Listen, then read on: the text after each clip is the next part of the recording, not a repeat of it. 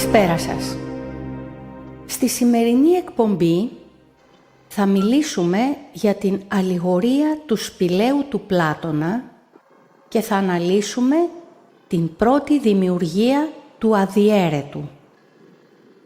Κάπου πέρα μακριά από το δικό μας κόσμο υπάρχει ο κόσμος των ακέραιων και αδιάσπαστων ενιών. Είναι ο κόσμος του αδιέρετου, όπως τον αποκαλεί ο Πλάτωνας, ή της αμέριστης ουσίας, αυτής δηλαδή που δεν διαμοιράζεται σε θετικό και αρνητικό. Είναι ο κόσμος που βρίσκεται έξω από το σπήλαιο του Πλάτωνα. Όταν αυτή η ιδεατή, αδιέρετη έννοια αναγκάζεται να εκδηλωθεί στον κόσμο της μορφής, στην ύλη, πάντα σχάζεται στο θετικό και το αρνητικό της. Εξού και το διχαλωτό γράμμα λάμδα της λέξης λόγος. Λόγος σημαίνει σχάση, διαίρεση. Λέμε ο λόγος του κλάσματος, η διαίρεση δηλαδή του κλάσματος. Έτσι ήταν όταν και ο Ζεύς, δηλαδή η ζεύξη, έγινε Δίας. Έγινε δηλαδή διαίρεση και σχάση. Οποιοδήποτε από τα δύο σκέλη του λάμδα της σχάσης, θετικό ή αρνητικό, της μεριστής, διαιρετής δηλαδή ουσίας, γίνεται πάντα η αιτία της γέννησης του αντιθέτου του σε έναν αέναο κύκλο εναλλαγής. Όπως δηλαδή η εισπνοή γεννάει την εκπνοή και το αντίθετο, όπως η μέρα γεννάει τη νύχτα και η νύχτα τη μέρα, έτσι και το θετικό γεννάει το αρνητικό και αντίθετα. Εμείς μέσω αυτού του οδηπορικού της αλήθειας θα αναζητήσουμε το αδιέρετο ιδεατό και εκεί θα επικεντρωθούμε, επειδή εκεί βρίσκεται η οριστική σωτηρία της ανθρώπινης ύπαρξης. Αν ανατρέξουμε στα αρχαία φιλοσοφικά κείμενα, θα ανακαλύψουμε ότι υπάρχουν δύο δημιουργίες. Η μία δημιουργία αφορά τον κόσμο μας και η άλλη δημιουργία αφορά τον κόσμο των ιδεών, τον κόσμο έξω από το σπήλαιο του Πλάτωνα. Επειδή ενδεχομένως κάποιοι ακροατές μπορεί να μην γνωρίζουν την αλληγορία του σπηλαίου του Πλάτωνα, θα προσπαθήσω να την περιγράψω τώρα κάπως περιληπτικά.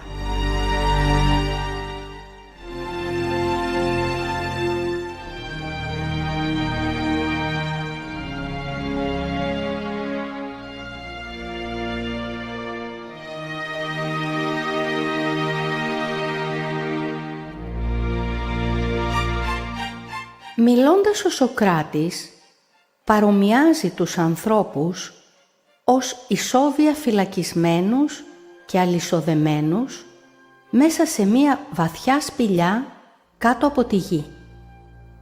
Αυτοί οι άνθρωποι βρίσκονται εκεί από την παιδική τους ηλικία και έχουν τα πόδια, τα χέρια και το λαιμό τους αλυσοδεμένα με τέτοιο τρόπο ώστε να μην μπορούν να κινηθούν και να μην μπορούν να κοιτάξουν παρά μόνο μπροστά τους.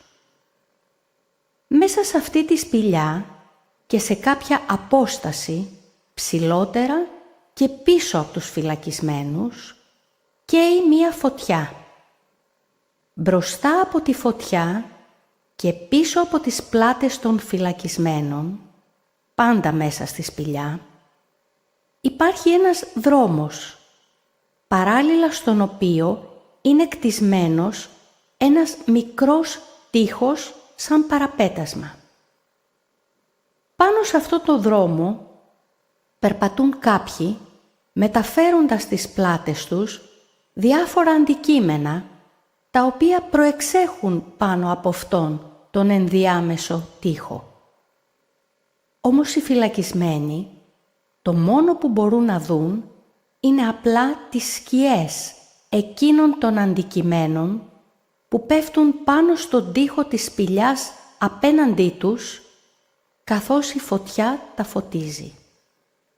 Η αλήθεια για αυτούς τους φυλακισμένους είναι μόνο οι σκιές των εικόνων.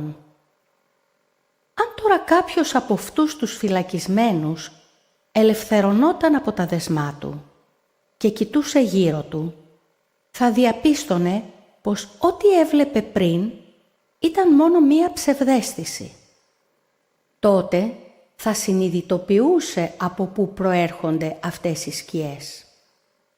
Αν στη συνέχεια αυτός επιχειρούσε να βγει έξω από τη σπηλιά, τα μάτια του θα πονούσαν στο αληθινό φως του πραγματικού ήλιου, καθώς αυτός θα ερχόταν από το ημίφως της φωτιάς που έκαιγε μέσα στη σπηλιά.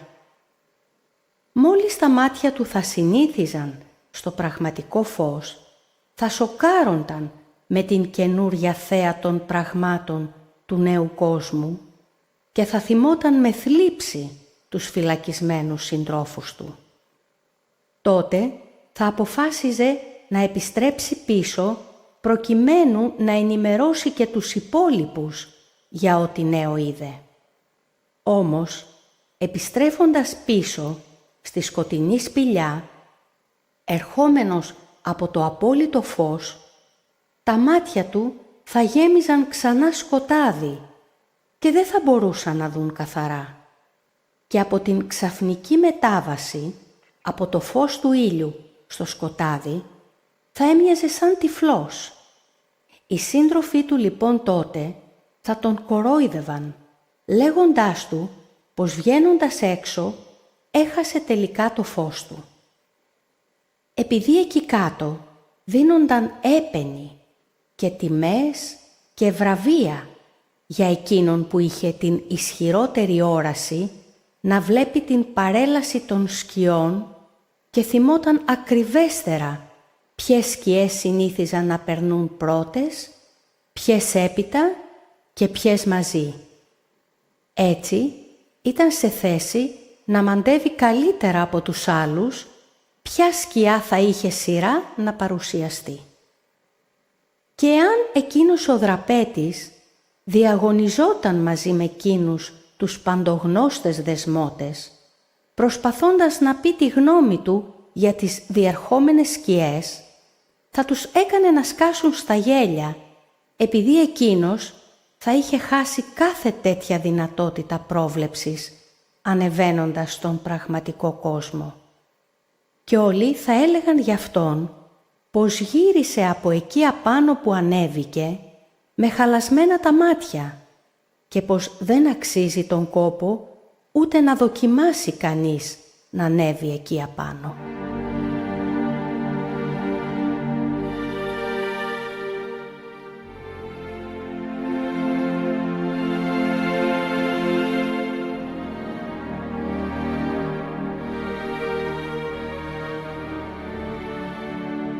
Κάθε πρόταση αυτής της αλληγορίας έχει και την απόλυτη αντιστοιχία της με την δική μας πραγματικότητα.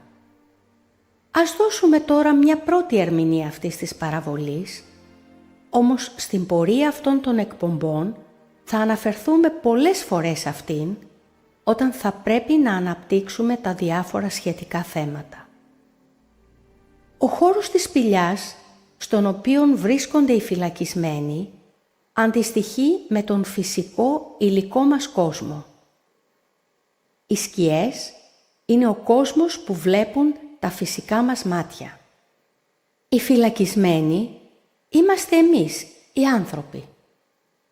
Ο περιορισμός μας έγκυται στο γεγονός ότι εμείς έχουμε την δυνατότητα να δούμε μόνο ένα μικρό μέρος του φάσματος του φωτός και ως αλυσοδεμένοι δεν μπορούμε να στρέψουμε και να δούμε ούτε δεξιά μας πέρα από το υπέρυθρο, ούτε αριστερά μας πέρα από το υπεριώδες.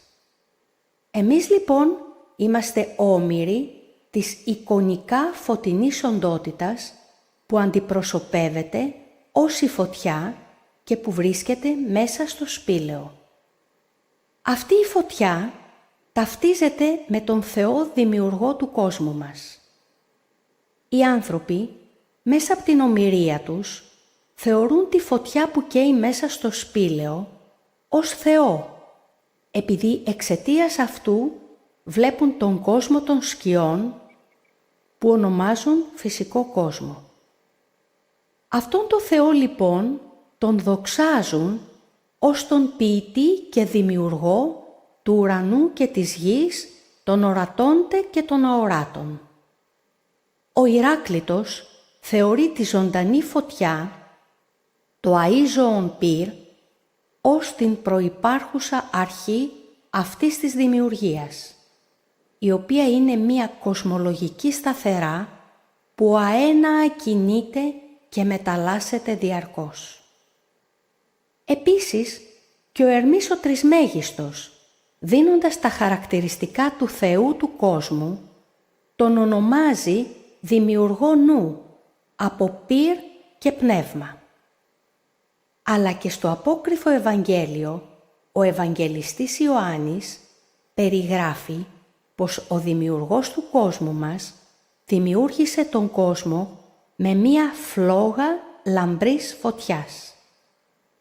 Όμως και στην Παλαιά Διαθήκη αυτός ο ίδιος Θεός εμφανίστηκε στον Μωυσή ως η φλεγόμενη βάτος, επειδή το πυρ είναι το χαρακτηριστικό του. Μετά από αυτά δεν φαίνεται άστοχος ο παραλληλισμός της φωτιάς με τον Θεό δημιουργό του κόσμου μας.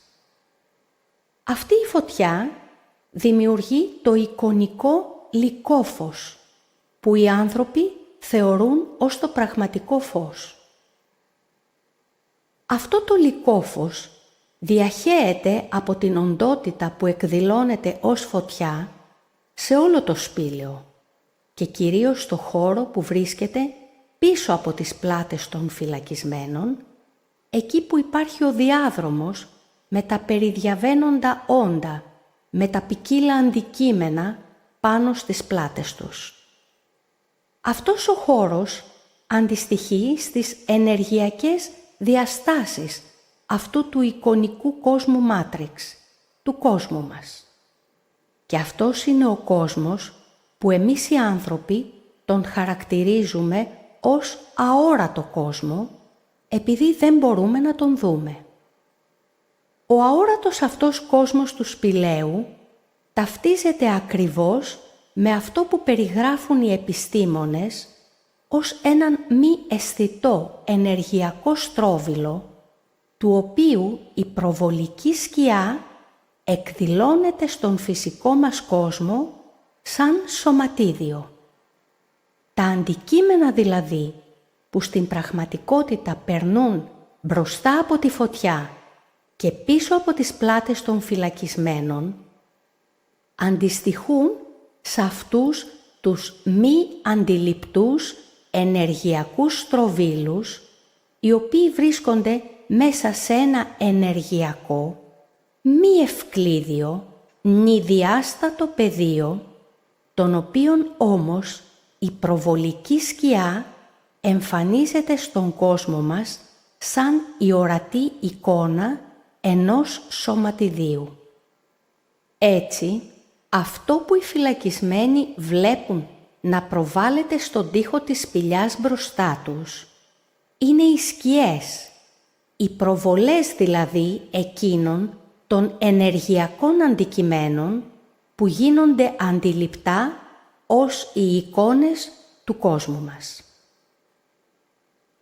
Ο ορατός λοιπόν σε μας υλικός κόσμος αντιστοιχεί στις σκιές που προβάλλονται στον τοίχο της σπηλιάς και εκδηλώνονται σε μας ως εικόνες, και ο αόρατος ενεργειακός κόσμος αντιστοιχεί στις ενέργειες, στους μη αισθητούς δηλαδή ενεργειακούς στροβίλους που βρίσκονται πίσω από τις πλάτες των φυλακισμένων και είναι η αιτία των προβολών.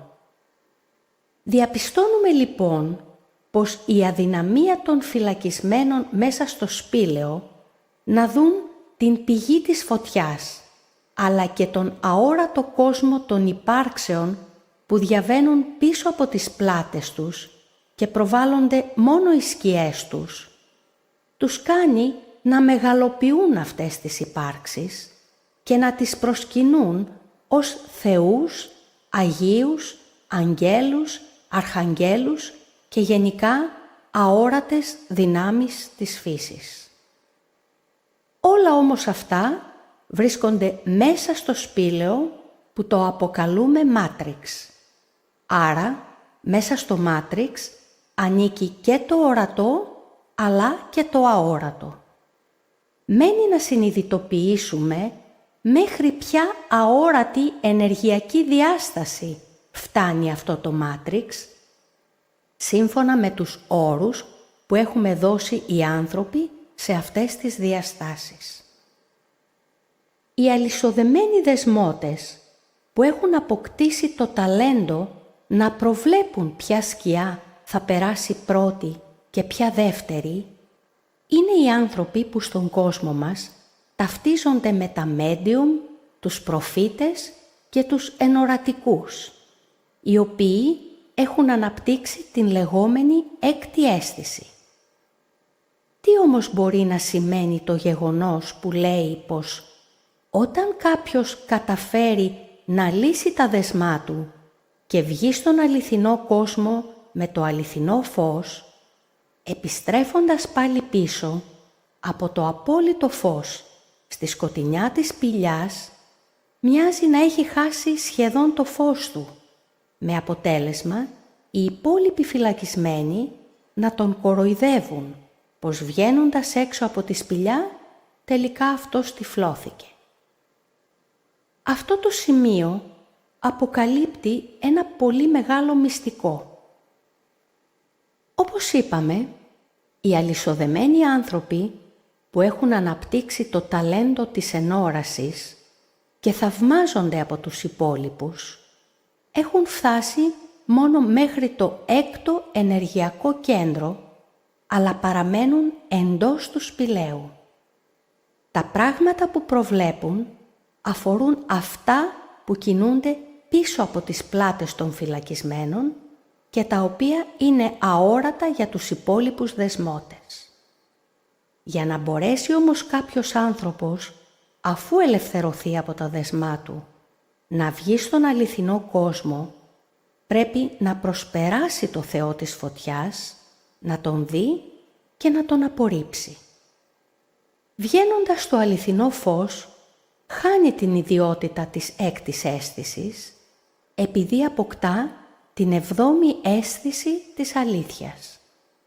Αυτό είναι ένα βασικό σημείο του δρόμου που μπορεί κάποιος να το καταφέρει μόνο απορρίπτοντας το εγώ του, επειδή τον έλεγχο της ύπαρξής του δεν θα τον έχουν πλέον τα φυσικοενεργειακά σώματά του, αλλά το αφυπνισμένο πνεύμα του.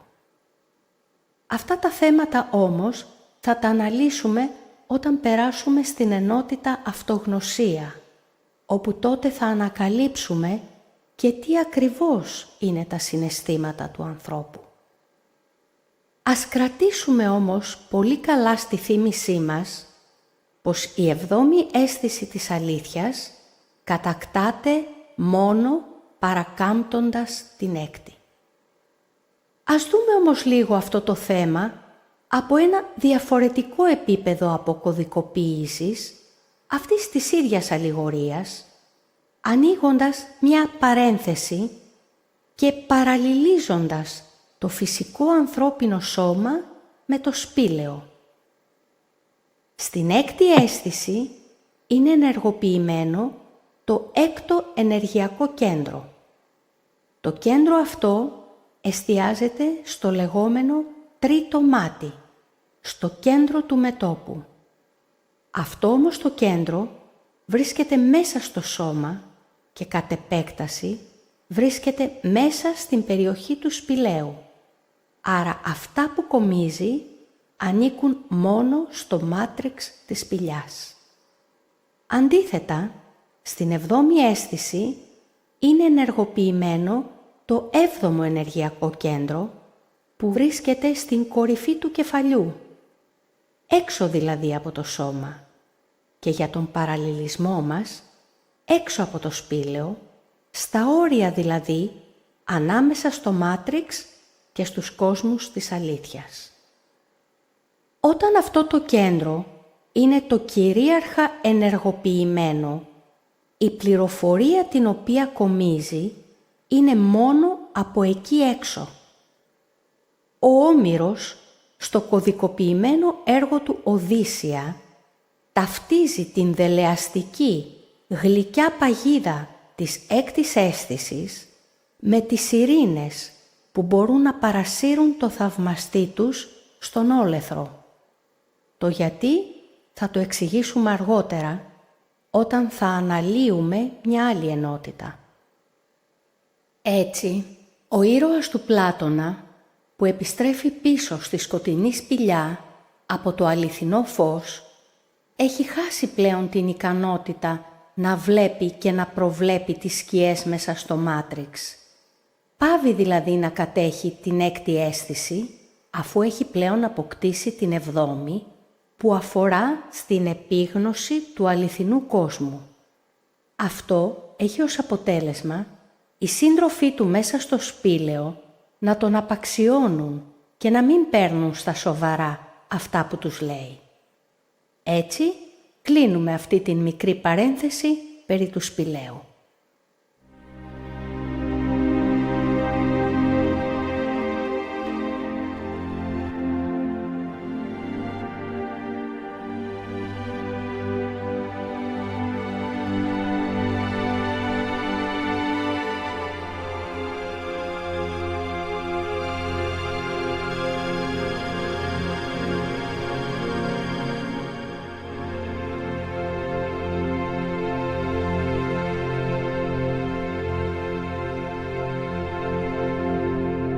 Σε αυτήν και την επόμενη εκπομπή θα εξετάσουμε τις δύο αυτές δημιουργίες που υπάρχουν. Τη δημιουργία του κόσμου εντός του σπηλαίου, που αντιστοιχεί στον ορατό και αόρατο ενεργειακό μας κόσμο, και τη δημιουργία του κόσμου που βρίσκεται εκτός του σπηλαίου και αντιστοιχεί στον άειλο πνευματικό κόσμο των ιδεών και του αγαθού. Αυτό τον κόσμο θα τον αποκαλούμε στη συνέχεια υπερσύμπαντα.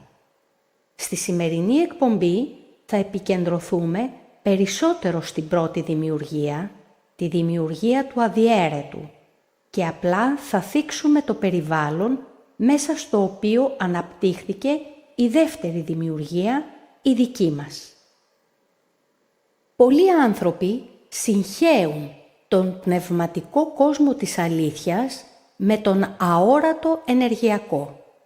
Όμως, ο αόρατος ενεργειακός κόσμος είναι και αυτός ένα διαφορετικό κομμάτι της ίδιας αιχμαλωσίας. Ο πραγματικός κόσμος του αληθινού φωτός βρίσκεται μόνο έξω από το σπήλαιο και αυτός αντιστοιχεί μόνο με το απόλυτα καθαρό, αδιάσπαστο πνεύμα που δεν έχει καμία σχέση με οτιδήποτε διτό ενεργειακό. Προχωρώντας αυτές τις εκπομπές, θα αποσαφηνίσουμε περισσότερο τη διαφορά που υπάρχει ανάμεσα στο πνεύμα και την αόρατη, θετική ή αρνητική ενέργεια. Να σημειώσω εδώ ότι αυτούς τους κόσμους του απόλυτα καθαρού πνεύματος, τους κόσμους των υπερσυμπάντων, δεν θα πρέπει φυσικά να τους συγχέουμε με τα αποκαλούμενα παράλληλα ενεργειακά σύμπαντα.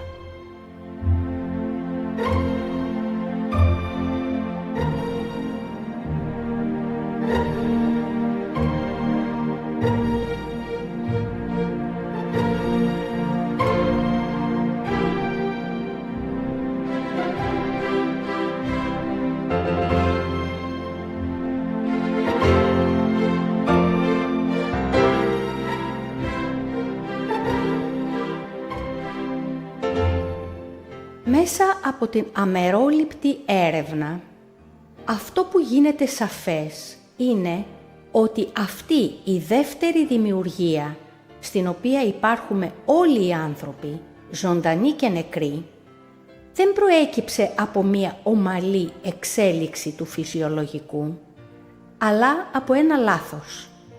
Γι' αυτό το Ευαγγέλιο της αλήθειας του Ιησού λέει: «Η ατέλεια της ύλης δεν προήλθε μέσω του απείρου του Πατέρα, αλλά προέκυψε τη στιγμή της ανεπάρκειας, αν και κανείς δεν μπορούσε να προβλέψει ότι το άφθαρτο θα κατέληγε με αυτόν τον τρόπο». Αυτό το απόσπασμα δηλώνει ότι η δημιουργία της ύλης, του υλικού δηλαδή κόσμου, ήταν ένα ατύχημα. Αυτό το λάθος στη συνέχεια ξεδιπλώθηκε, σχηματίζοντας μία δημιουργία ορατών και αόρατων ενεργειακών κόσμων που ονομάζουμε Μάτριξ. Ο Σατορνίνος Σαλούστιος Σεκούνδος, που γεννήθηκε περίπου στις αρχές του 300 μετά Χριστόν στη Γαλατία, στο έργο του «Περί Θεών και κόσμου» διαχωρίζει τις θεότητες των δύο αυτών δημιουργιών, της ενεργειακής και της πνευματικής, σε εγκόσμιες και υπερκόσμιες θεότητες και αποσαφηνίζει. Δια του όρου εγκόσμιοι υπονοώ τους θεούς, οι οποίοι δημιουργούν τον κόσμον, όσο δια τους υπερκοσμίους, η μεν εξ αυτών ποιούσι τας ουσίας των θεών, οι άλλοι των νουν και άλλοι τας ψυχάς, δια τούτο διανέμονται εις τρεις τάξεις και όλε αύτε απαντώνται εις τας σχετικάς διδασκαλίας. Μεταξύ των εγκοσμίων θεών, οι μεν ποιούσι των κόσμων, οι άλλοι τον εμψυχώνουν, άλλοι δημιουργούν αρμονίαν μεταξύ των αντιθέτων που τον αποτελούν, άλλοι τέλος επιβλέπουσιν εις την διατήρησιν της άπαξ επιτευχθήσης αρμονίας.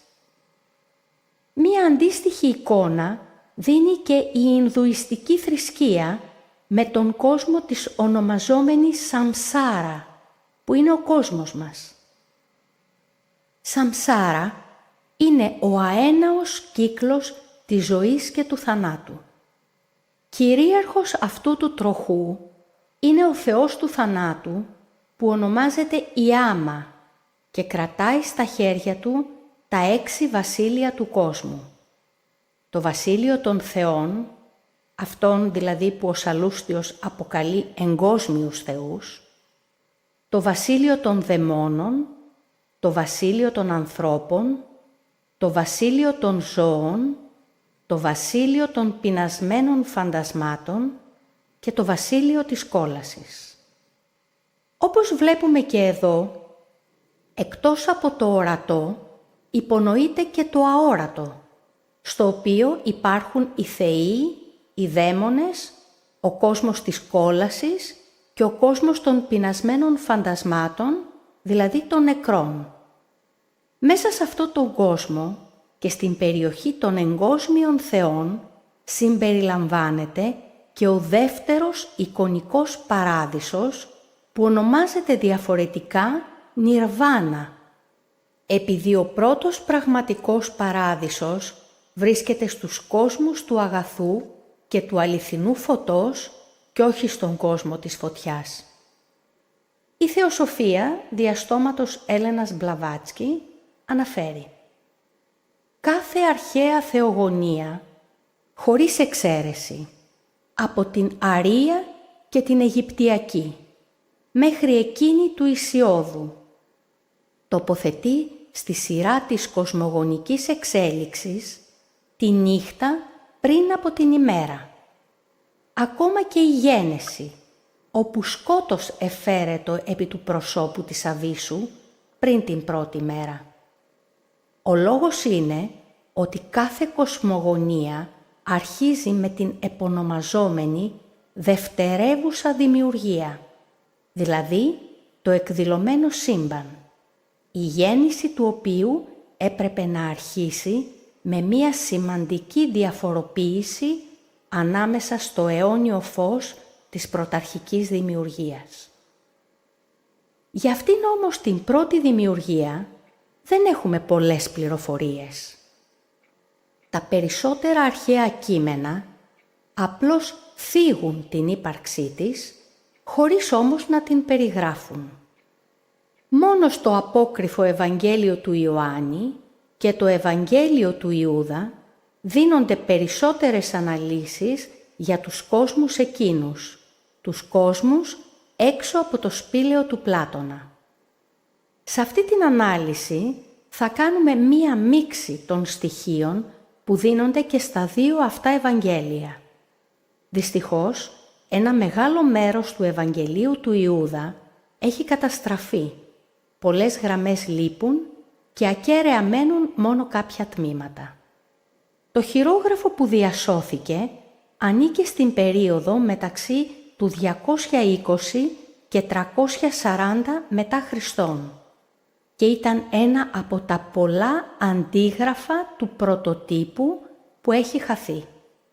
Το αντίγραφο που βρέθηκε είναι γραμμένο στα κοπτικά. Το πρωτότυπο όμως ήταν γραμμένο στα ελληνικά. Αναφορές για το Ευαγγέλιο του Ιούδα γίνονται από τον μεγάλο διόκτητο, τον Ειρηναίο, επίσκοπο της Λιών, το 180 μετά Χριστόν. Και αυτό μας πείθει ότι το χειρόγραφο που βρέθηκε ήταν μόνο ένα μεταγενέστερο αντίγραφο και όχι το πρωτότυπο που θα πρέπει να ήταν γραμμένο πριν το 180 μετά Χριστόν. Το χειρόγραφο του Ευαγγελίου του Ιούδα βρέθηκε το 1970 κοντά στη Μίνια της Αιγύπτου και το 2006 το κείμενο παρουσιάστηκε μεταφρασμένο στα γραφεία της National Geographic Society στην Ουάσιγκτον.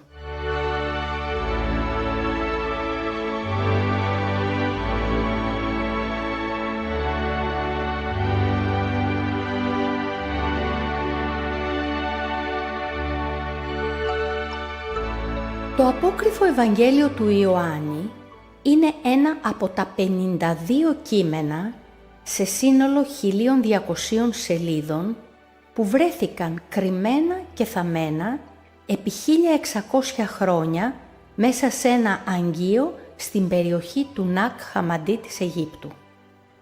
Τα κείμενα ήταν γραμμένα στην κοπτική, που θεωρείται ο απόγονος της αρχαίας Αιγυπτιακής, και τα περισσότερα από αυτά θεωρούνται αντίγραφα παλαιότερων κειμένων που χάθηκαν.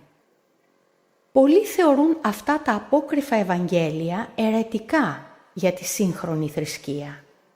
Όμως εγώ θα θέσω έναν προβληματισμό μάλλον λογικό.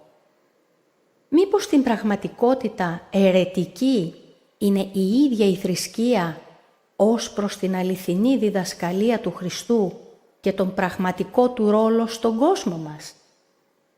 Αν λάβουμε μάλιστα υπόψη μας τις άπειρες ανακολουθίες που παρουσιάζουν τα αποδεκτά κείμενα της θρησκείας στο σύνολό τους, μάλλον τείνουμε να υποστηρίξουμε αυτή την εκδοχή. Αυτές άλλωστε οι ανακολουθίες ήταν που απομάκρυναν πολλούς σκεπτόμενους ανθρώπους από τους κόλπους της Εκκλησίας και τους ανάγκασαν να στραφούν σε άλλες θρησκείες. Μελετώντας όμως αυτά τα δήθεν αιρετικά κείμενα, διακρίνουμε μία λογική συνέπεια που μας προβληματίζει. Περιφραστικά, το Ευαγγέλιο του Ιούδα λέει πως στην αρχή υπήρχε ο αυτογενής, ο αυτογέννητος δηλαδή, που μπορούμε να τον ταυτίσουμε με την υπέρτατη άρρητο αρχή. Αυτό το «ον» δεν θα μπορούσαμε να το χαρακτηρίσουμε ως ύπαρξη, επειδή η ίδια η λέξη ύπαρξη δηλώνει ότι κάτι βρίσκεται κάτω από την εξουσία κάποιας άλλης αρχής, υπό την αρχή. Ούτε όμως οντότητα μπορούμε να την αποκαλέσουμε, επειδή κάθε όν περιλαμβάνει ένα συγκεκριμένο σχήμα και υπάρχει μέσα στον κόσμο του σύμπαντός μας ως μία ύπαρξη. Επειδή λοιπόν υπάρχουν πολλές φιλοσοφικές διαφωνίες ως προς τη λέξη «ον», καλύτερα είναι να αποδώσουμε έναν άλλον όρο σε αυτές τις υπερκόσμιες δυνάμεις της πρώτης δημιουργίας και να τις ονομάσουμε έννοες ολότητες, αφού άλλωστε περιλαμβάνουν μέσα τους και τις δύο διαφορετικές εκδηλώσεις των συμπαντικών όντων του κόσμου μας, και το θηλυκό και το αρσενικό, σε μία έννοη ολότητα. Όπως είπαμε στην αρχή, στους κόσμους της πρώτης δημιουργίας δεν υπάρχει σχάση, λόγος, αλλά ζεύξη, αδιέρετο και ολότητα. Το Ευαγγέλιο του Ιούδα λέει πως αυτή η πρωταρχική έννοη ολότητα που ονομάζεται αυτογενής εκδήλωσε μέσα από την ολότητά της 72 φωστήρες, δηλαδή 72 νέες έννοες ολότητες πρώτης γενεάς. Αυτοί οι φωστήρες δημιούργησαν κόσμους με πλήθη αγγέλων. Μέσα και στα δύο Ευαγγέλια, και του Ιούδα και του Ιωάννη, αυτοί οι κόσμοι ονομάζονται αιώνες.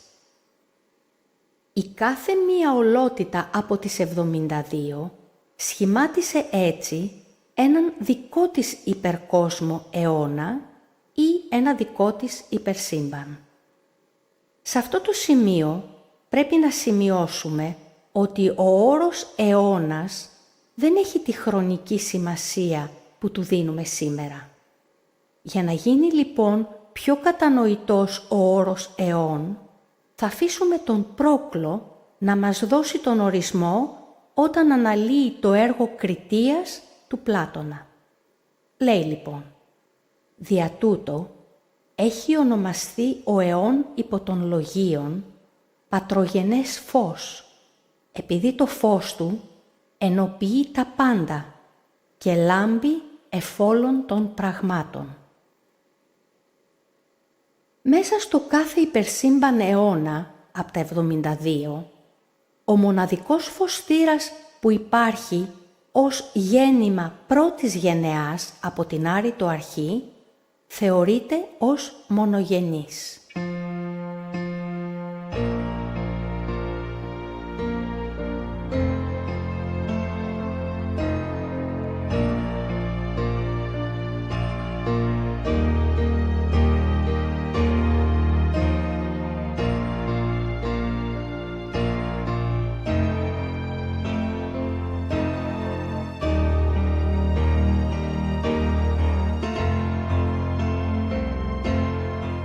Σε αυτό το σημείο θα πρέπει να ανατρέξουμε στην άλλη πηγή που μιλάει για την πρώτη δημιουργία, το απόκριφο Ευαγγέλιο του Ιωάννη. Σε αυτό το απόκριφο Ευαγγέλιο, ο κόσμος της αλήθειας ονομάζεται κόσμος της Μπάρμπελο.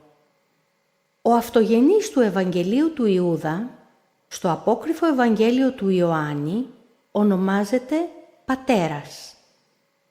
Αυτός ο αυτογενής ή άρρητος αρχή ή πατέρας περικλείει στην ολότητά του 5 αιώνες ή υπερσύμπαντα, με κάθε ένα από αυτά να εκδηλώνει και μία ιδιαίτερη αρχετυπική ιδιότητα. Αυτοί οι 5 αρχετυπικοί αιώνες είναι τρόποντινά το σώμα της αρρήτου αρχής. Αυτές είναι το αρχέτυπο της αιώνιας ζωής, το αρχέτυπο της αλήθειας, το αρχέτυπο της αυθαρσίας, το αρχέτυπο της πρόνοιας και το αρχέτυπο της πρόγνωσης. Είπαμε πως κάθε υπερσυμπαντική ολότητα είναι ταυτόχρονα και οι δύο εκδηλώσεις που εμείς οι άνθρωποι αποκαλούμε θηλυκό και αρσενικό. Έτσι, η θηλυκή εκδήλωση της αυτογέννητου αρήτου αρχής είναι η μπάρμπελο που αντικατοπτρίζει το φως του αληθινό του Πατέρα καθώς και τους 5 αρχετυπικούς αιώνες του, σχηματίζοντας τον δεκαπλό αιώνα της υπέρτατης έννοης αυτής ολότητας. Από αυτά τα πρωταρχικά αρχέτυπα ξεπήδησαν νέα αρχετυπικά υπερσύμπαντα, οι αιώνες, και σε κάθε νέο αιώνα πρωτοστατεί μία έννοη ολότητα πρώτης γενεάς, δηλαδή ένας φωστήρας από τους 72 που αναφέρει το Ευαγγέλιο του Ιούδα, δηλαδή ένας μονογενής για κάθε συγκεκριμένο αιώνα. Στο απόκριφο Ευαγγέλιο του Ιωάννη, κάθε νέος αιώνας ή φωστήρας έχει και ένα δικό του όνομα. Αφήνοντας τώρα πίσω μας τα δύο αυτά Ευαγγέλια, ανατρέχουμε στον Ιάμβλυχο, που δίνει με τον δικό του τρόπο αυτά που είπαμε προηγουμένως για την πρωταρχική υπέρτατη ολότητα, η αυτογενή, η πατέρα, και στη συνέχεια την εκδήλωση των μονογενών φωστήρων πρώτης γενεάς, εστιάζοντας όμως ο Ιάμβλυχος μόνο στον φωστήρα μονογενή, από τον αιώνα του οποίου ξεπήδησε στη συνέχεια ο δικός μας κόσμος. Το γιατί και πώς ακριβώς συνέβη αυτή η δημιουργία θα το αναλύσουμε σε μεταγενέστερες εκπομπές. Προς το παρόν, ας αρκεστούμε να γνωρίσουμε αρχικά την πρώτη και στη συνέχεια την δεύτερη δημιουργία. Ο Ιάμβλυχος γεννήθηκε το 250 μετά Χριστόν στη Σύρο. Ήταν μαθηματικός και νεοπλατωνικός φιλόσοφος.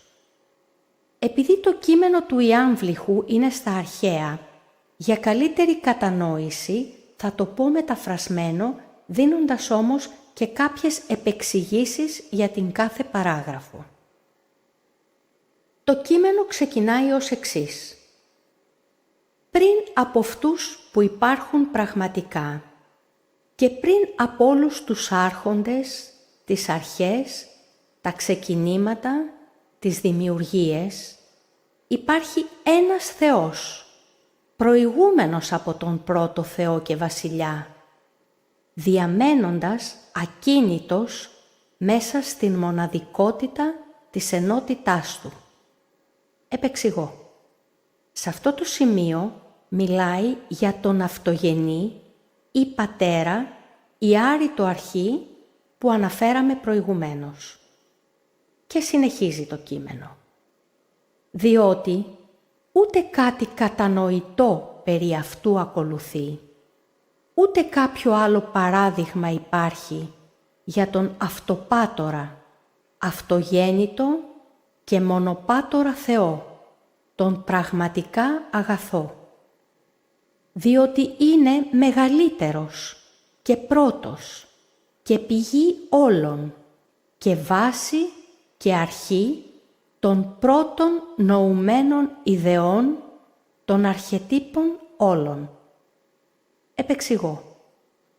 Θίγονται εδώ τα αρχέτυπα που και στο απόκριφο Ευαγγέλιο του Ιωάννη πλαισιώνουν αυτήν την υπέρτατη έννοη ολότητα. Και συνεχίζει το κείμενο. Και από αυτόν τον έναν τον πρώτον, ένας δεύτερος, αυτούσιος Θεός επρόβαλε, αυτάρκης και αυτεξούσιος. Επεξηγώ. Εδώ υπονοείται ο φωστήρας, μονογενής, εκδήλωση πρώτης γενεάς από τον αυτογενή. Συνέχεια του κειμένου. Διότι αυτός ο δεύτερος και αρχή είναι και Θεός άλλων υποδέστερων θεών. Μονάδα και αυτός ο δεύτερος από τον πρώτον πηγάζων, πρώτης ουσίας και αρχή της ουσίας. Επεξηγώ. Αυτή η ολότητα που αποκαλείται δεύτερος Θεός αντιστοιχεί με τον μονογενή φωστήρα από τον οποίον εκπορεύονται τα πλήθη των δυνάμεων που σχηματίζουν ένα από τα 72 υπερσύμπαντα αιώνες. Εδώ πρέπει να πούμε πως η ουσία ταυτίζεται με το απόλυτα καθαρό, αδιάσπαστο πνεύμα. Και το κείμενο συνεχίζει. Αυτές είναι αρχές παλαιότερες όλων αυτών που ο Ερμής ο Τρισμέγιστος τοποθετεί πριν από τους αιθέριους και εμπήριους και επουράνιους θεούς. Επεξηγώ. Σε αυτό το σημείο πλέον ο Ιάμβληχος κάνει σαφές πως όλες αυτές οι υπέρτατες αρχές είναι ανώτερες από αυτές που εξετάζει ο Ερμής ο Τρισμέγιστος. Είναι δηλαδή πιο πάνω και από τους αιθέριους θεούς που είναι οι δυνάμεις του αιθερικού πεδίου και πιο πάνω από τους εμπήριους θεούς που είναι οι δυνάμεις του αστρικού πεδίου και ακόμα πιο ψηλά και από τους επουράνιους θεούς που αντιστοιχούν στις πρωταρχικές δυνάμεις του Δημιουργού, αυτού του δικού μας κόσμου Μάτριξ, στους εγκόσμιους δηλαδή θεούς, σύμφωνα με το Σαλούστιο. Αυτοί είναι λοιπόν σε γενικές γραμμές οι κόσμοι του αληθινού φωτός που βρίσκονται έξω από το σπήλαιο του Πλάτωνα. Προχωρώντας στην αναζήτηση των στοιχείων μας, θα βρούμε μόνο απλές αναφορές σε αυτή την πρώτη δημιουργία που απλά θα επιβεβαιώνουν τις πληροφορίες που αναφέραμε προηγουμένως. Ο Ερμής ο Τρισμέγιστος κάνει απλά μόνο έναν υπενιγμό για την πρώτη δημιουργία στο ξεκίνημα της αφήγησής του, λέγοντας «Είδα τότε μία θέα πλημμυρισμένη από φως και καταγοητεύτηκα».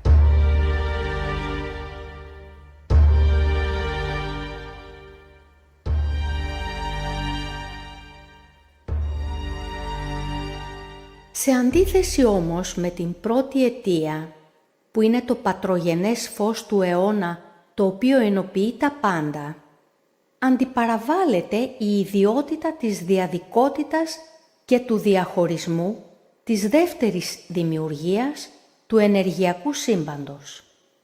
Σε αυτό το σημείο, προκειμένου να υποστηρίξουμε την διαδικότητα του δημιουργού του, αλλά και την σπυροειδή κίνησή του, θα παραθέσουμε έναν ορφικό ύμνο που υμνεί το πρωτόγονο δημιουργό φως που ο Ορφέας αποκαλεί Φάνητα.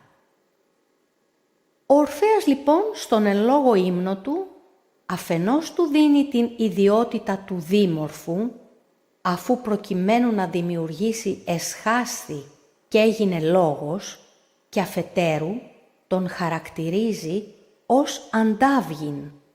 Ανταυγής σημαίνει αντί της αυγής, ο αντανακλών το φως. Η δια του λόγου λοιπόν γεννημένη υλική δημιουργία προκύπτει ως αποτέλεσμα αντανάκλασης. Εμφανής επομένως η αντίθεση ανάμεσα στην διαδικότητα του υλικού σύμπαντος και στο ενοποιημένο, αδιάσπαστο, πατρογενές φως του αιώνα. Λέει λοιπόν ο Ορφέας στον ύμνο του για το δημιουργό του κόσμου μας. Τον πρωτόγονο προσκαλώ, τον δίμορφο, τον μέγα, που πλανάται εις τον αιθέρα, που γεννήθηκε από το αυγό και χαίρεται με τα χρυσά φτερά. Αυτόν που έχει πρόσωπο ταύρου και που γέννησε τους μακάριους θεούς και τους θνητούς ανθρώπους, που είναι σπέρμα πολυενθύμητο και εορτάζεται με πολλές τελετές. Τον ηρικεπαίο, τον απόρριτο, τον απόκρυφο, τον ορμητικό, το λαμπρό βλαστάρι, εσύ που αφαίρεσες τη σκοτεινή ομίχλη των ματιών, αφού περιεστράφεις με τα σορμητικάς κινήσεις των φτερών σου παντού εις τον κόσμο και έφερες λαμπρό φως, αγνό, και γι' αυτό σε ονομάζω Φάνητα και βασιλέα Πρίαπον, γονιμοποιητή, και Αντάβγιν με τα εύστροφα μάτια. Σ' αυτόν λοιπόν τον ύμνο του Ορφέας αποκαλεί τον δημιουργό του κόσμου μας Φάνητα, που έφερε το φως της ανταυγής μέσα στο σπήλαιο του Πλάτωνα, γι' αυτό τον αποκαλεί Αντάβγη.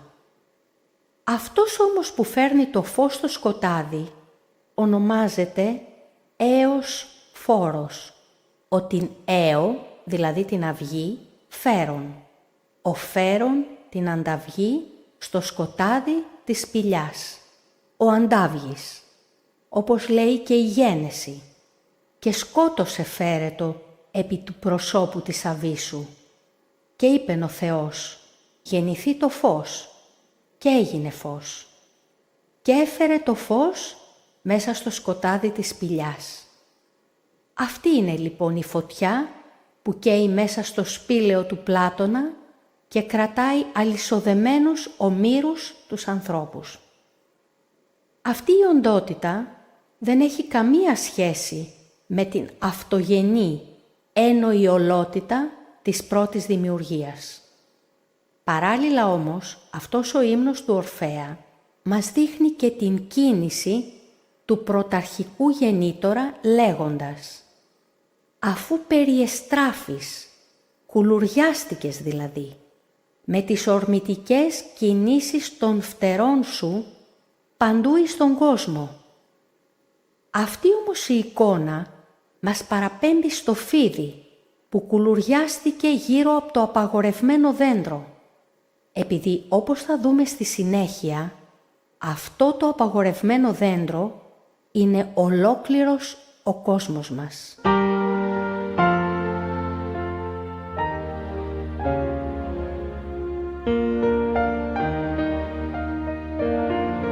Επανερχόμενοι όμως πάλι στον Πρόκλο και στην ανάλυση του στο έργο του Πλάτωνα Τίμεο, μας αποκαλύπτει μία άσχημη πτυχή αυτού του Αντάβγη Φάνητα δημιουργού του κόσμου μας. Λέει λοιπόν ο Πρόκλος, αφού δηλαδή έδρεψεν εντελώς μόνος δια των εαυτών του, το άνθος του νου εκ της πατρικής δυνάμεως δύναται να νοεί τον πατρικό νουν και να παραδίδει τον νουν εις όλας τας πηγάς και αρχάς και να περιδεινεί των άοκνων στρόβιλων και να μένει πάντοτε εν αυτό. Και σε αυτό το απόσπασμα φύγεται πάλι η περιδίνηση και ο ατέρμον στροβιλισμός, όπως και στον ύμνο του Ορφέα που λέει «Αφού περιεστράφεις με τις ορμητικές κινήσεις των φτερών σου παντού εις τον κόσμο». Αυτή είναι μία ιδιότητα του άρχοντα αυτού του κόσμου που απεικονίζεται πολύ ξεκάθαρα με το κουλουριασμένο φίδι γύρω από το απαγορευμένο δέντρο του προπατορικού μύθου. Έδρεψεν όμως, λέει, εντελώς μόνος δια των εαυτών του, το νου από την πατρική δύναμη. Δεν του δόθηκε δηλαδή ο νους, αλλά τον έκλεψε. Όμως, κλέφτη αποκαλεί και ο Ιωάννης στο απόκριφο Ευαγγέλιο τον άρχοντα του κόσμου τούτου και λέει «Αυτός είναι ο πρώτος άρχον που έλαβε μεγάλη δύναμη από τη μητέρα του και η μητέρα του κατάλαβε τη διαστρέβλωση όταν είδε το κακό που έγινε και την κλοπή που διέπραξε ο γιος της. Έτσι, δύο εντελώς διαφορετικές πηγές αποκαλούν τον πρώτο άρχοντα της δεύτερης δημιουργίας κλέφτη. Όπως όμως είπαμε νωρίτερα, η δεύτερη δημιουργία σε οποιαδήποτε θρησκεία ή μυθολογία ξεκινάει πάντα από το σκοτάδι. Λέει η Παλαιά Διαθήκη. Η δε γη ήταν άμορφος και έρημος και σκότος επί του προσώπου της αβύσσου. Κάτι αντίστοιχο όμως λέει και ο Ησίωδος στη θεογονία του. Στην αρχή το χάος έγινε κι ύστερα η πλατίστερνη Αιγαία και τα ζωφώδη Τάρταρα, αλλά και ο έρωτας που είναι ο ωραιότερος ανάμεσα στους αθάνατους θεούς. Από το χάος ακόμα δημιουργήθηκαν το έρευος και η μαύρη νύχτα και από τη νύχτα γεννήθηκε ο αιθέρας και η μέρα που τα γέννησε σμίγοντας ερωτικά με το έρευος. Έχουμε λοιπόν τη δεύτερη δημιουργία να ξεκινάει πάντα από το σκοτάδι, το έρευος και την ταραχή. Τι να συμβαίνει όμως άραγε μέσα σε αυτό το σκοτάδι και την ταραχή της δεύτερης δημιουργίας? Αυτό το σκοτάδι δεν είναι άδειο, αλλά μέσα σε αυτό συμβαίνουν πράγματα. Αυτά όμως που περιέχει μέσα του θα τα διερευνήσουμε στην επόμενη εκπομπή μας, που θα έχουμε πλέον στη διάθεσή μας αρκετό υλικό ώστε να τα μελετήσουμε ενδελεχώς. Καλό σας βράδυ.